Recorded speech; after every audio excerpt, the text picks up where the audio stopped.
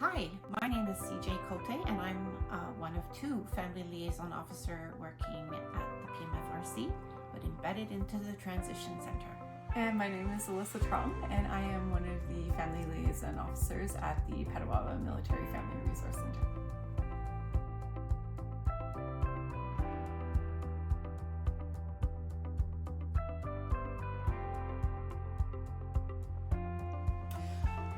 Hello everyone, CJ here. This is Alyssa.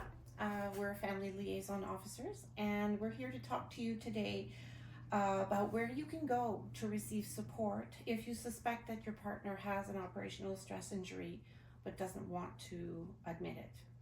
So a lot of the services that we can personally talk about is the role of the family liaison officer.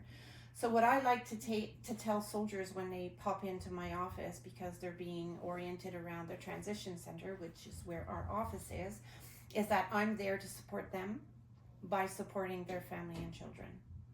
Okay. The only time that we work with soldiers is in couples therapy, co-parenting, parenting, but not individually with uniform members.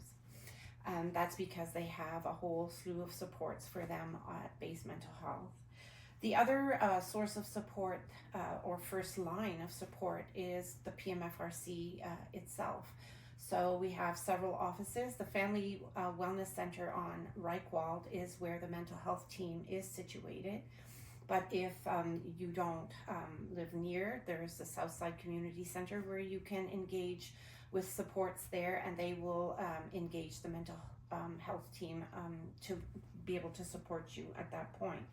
The family information line, we will leave their number in the description below so that you can reach out, especially outside of working hours. If you need support, there will be a first line of support for you, and then they will engage with the services that are local to you.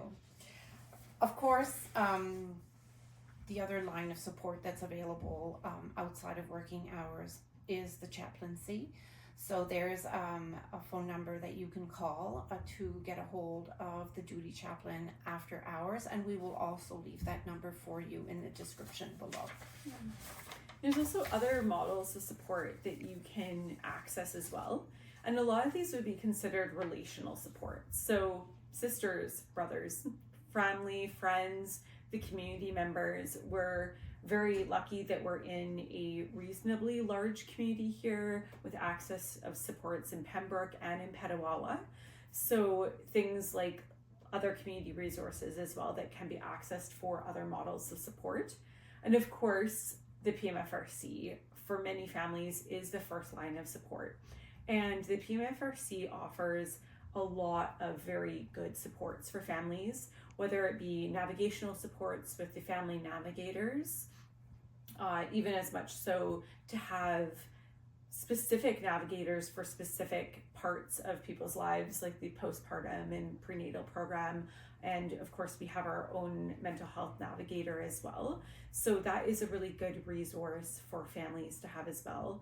There's lots of community events as well that between PSP and the PMFRC that are put on for families, which can assist in what I like to call touch points throughout the week so that you're not alone, because it can be very isolating to live with an ill and injured service member, and this kind of gets you out to ensure that there's other people in your corner.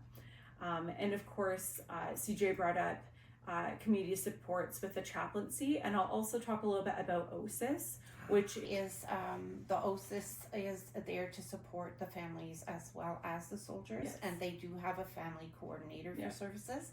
We'll leave Debbie Tarrant's contact information in the description below. Yeah, and OSISS also, like CJ mentioned, has a family section as well as for service members. That's also a really good piece of information as well, so that the whole family's kind of has some wraparound services. So those are the supports local for families that might be working or living with a injured service member.